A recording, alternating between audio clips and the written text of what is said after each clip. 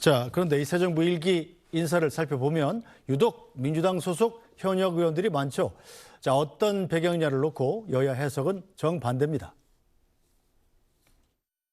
더 심각한 건 역대 어느 정권에서도 보지 못했던 국회의원의 줄 입각 사태입니다. 입법과 국정의 균형을 책임져야 할 현직 의원들을 줄줄이 내각에 집어넣는 건 대한민국을 의원 내각제로 착각하는 행태입니다. 일부 장관 내정자는 내년 지방선거를 앞두고 경력을 쌓기 위한 출마용 장관이라는 평가까지 받고 있습니다. 국민의힘은 철저한 인사 검증을 통해 이재명 정부의 부적격 인사를 반드시 바로잡겠습니다. 문재인 정부와 이재명 정부는 갑작스런 대통령의 탄핵 파면으로 인수위가 없는 정부가 출범했다는 공통점이 있죠. 예. 그렇기 때문에 급격하게 빠른 예. 속도로 전국을 안정시키고 새로운 개혁을 이뤄야 할 공동의 목표가 있던 정권입니다. 대통령의 통치 철학이나 이런 것들을 잘 이해하고 있고 그립감이 센 정치인 출신의 그런 현역 장관들을 초대 내각에 입각시키는 비율이 높을 수밖에 없고 높은 것이 또 자연스러운 일입니다. 자, 김진욱 대변인 일단 이 배지, 그러니까 국회의원직을 유지한 상태에서 장관에 들어가면 그보다 또 좋은 게 없다면서요. 그래서 그거 좀 비판하는 분들이 또 있습니다.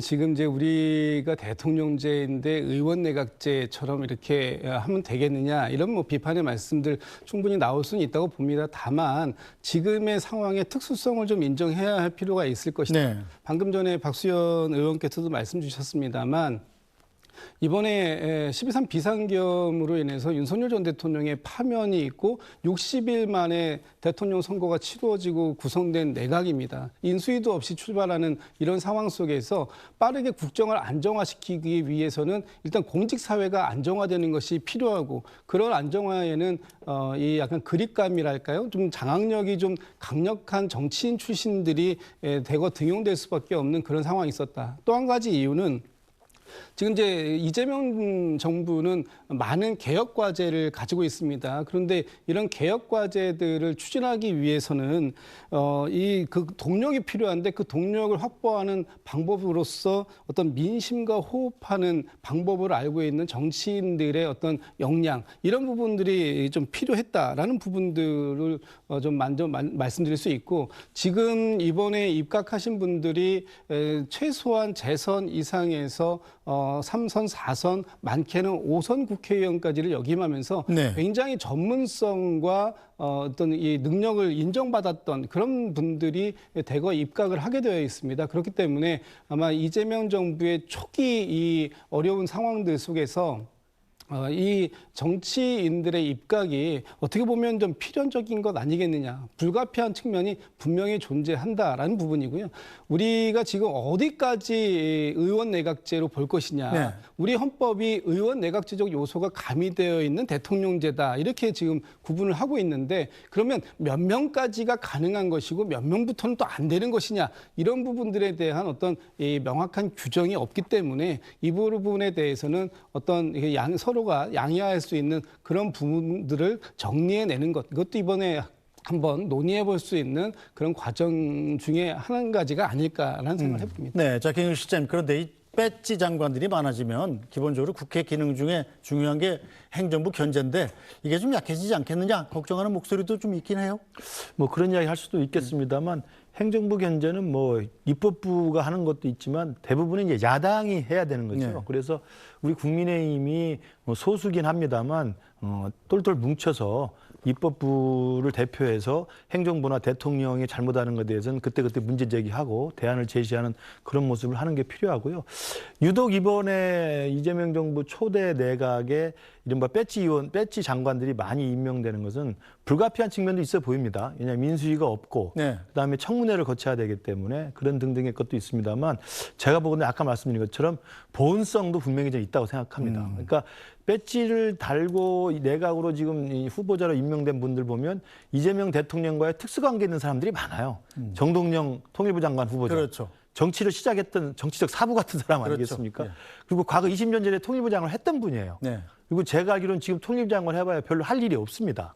그럼에도 불구하고 이렇게 지명하는 걸 보면 보훈성이 충분히 강하다.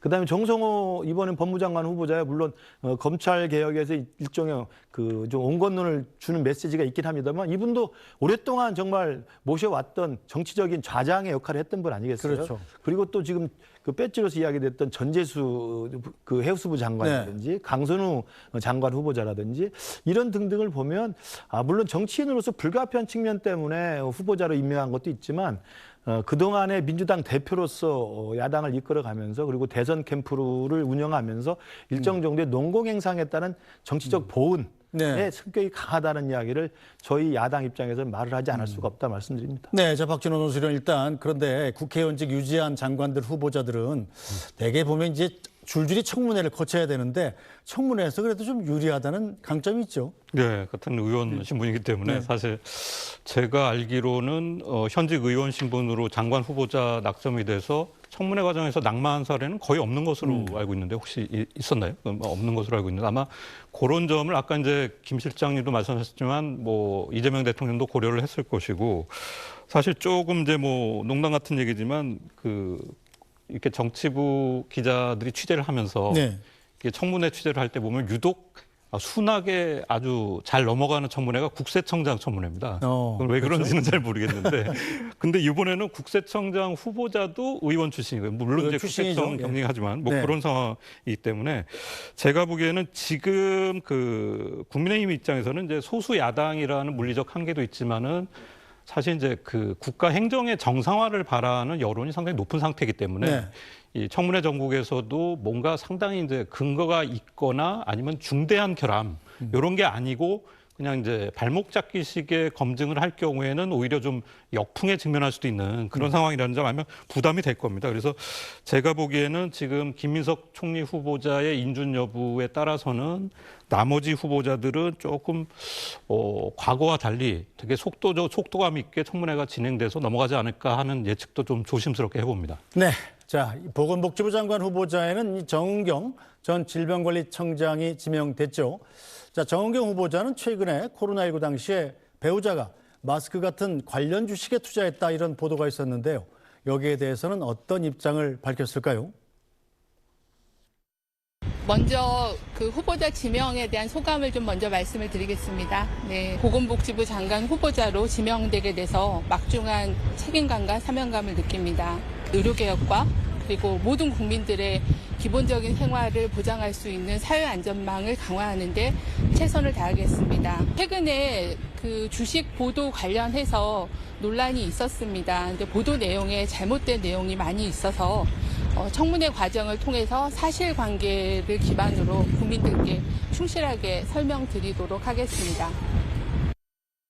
네, 자 김진욱 대변인, 정은경 후보자 같은 경우는 배우자의 주식 투자 의혹 때문에 아마 장관 임명이 어렵지 않겠느냐 이런 전망도 있었는데 그렇게 되진 않은 모양이네요. 지금 방금 전에 정은경 후보자가 본인도 얘기를 합니다만 네. 이 보도 내용 중에 잘못된 부분들이 상당히 많다.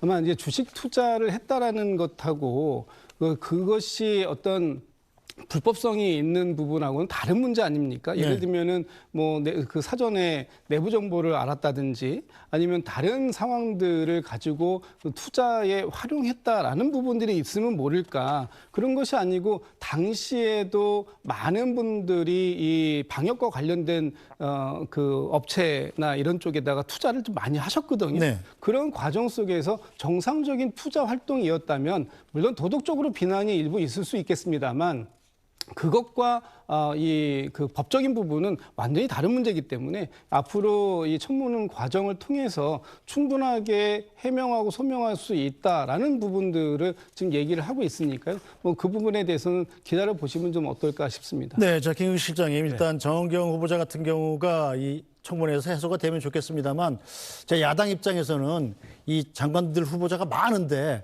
누구 한 사람을 찍어서 사실은 화력을 집중하기도 하잖아요. 그렇죠. 정은경 후보자가 이 타겟이 될 가능성은 없습니까? 우선 이제 청문회 과정에 소상하게 밝히겠다고 하는 이야기는 원칙론적인 이야기인 것 같고요. 우리가 김민석 총리 후보자도 봤습니다만 그 전에 이미 언론에서 수많은 논란과 의혹이 제기됐음에도 불구하고 자료는 주지 않고 네. 청문회에서 밝히겠다고 해놓고 사실은 청문회도 시간 끌기로 지나지 않았습니까? 네. 그런 걸 보면 정은경 후보자도 과연 그 배우자의 주식 거래 내역이 정말 내부 정보를 이용한 아주 악질적인 주식 구입이었는지 아니면 우리 김진욱 대변인 말씀처럼 아니면 법적으로 문제가 없는 그냥 통상적인 수준의 주식 투자였는지는 저는 굉장히 진상을 정확히 밝혀야 된다고 생각이 들고요. 네. 아마도 저런 부분은 제 개인적인 생각입니다만 이재명 대통령이 주식에 대해서는 굉장히 관대하시잖아요. 그리고 이재명 대통령 본인도 뭐 이걸 과거를 소환해서 죄송합니다만 지난 3년 전 대통령 선거에서 0.73%포인트 차로 졌음에도 불구하고 며칠 후에 본인이 수억 원의 주식 거래를 하신 분입니다. 대단한 멘탈을 가지시고 주식에 대한 사랑이 대단하신 분이어서 아마 정상적인 그런 의미의 투자로서의 주식한 것에 대한 관대하다는 생각이 좀 드는 것 같고 저는 정은경 후보자뿐만 아니라 사실은 우리 당에서 주목하는 건 조현 외교부 장관 후보자입니다. 네. 조현 후보자 같은 경우 지금 최근에 우리 수도권의 부동산 값이 폭등해서 난리인데요. 그런 과정에서 갭 투자를 이용해서 그리고 본인의 그동안 밝혀왔던 원칙과 달리 자녀들에게 정말 부가 세습되는 듯한 이런 의혹들이 많이 제기가 되고 있어서 물론 뭐 데스노트를 뭐 만들어서 어떻게 하는지는 모르겠습니다만 우리 당에서는 문제가 있는 후보자라면 분명하게 추궁해서 밝힐 건 밝히고 요구해서 결격 사유가 있다면 단호하게 거부를 해야 한다고 생각합니다. 알겠습니다. 자, 곧 청문회 날짜가 잡힐 테니까요. 청문회 과정 지켜보도록 하죠.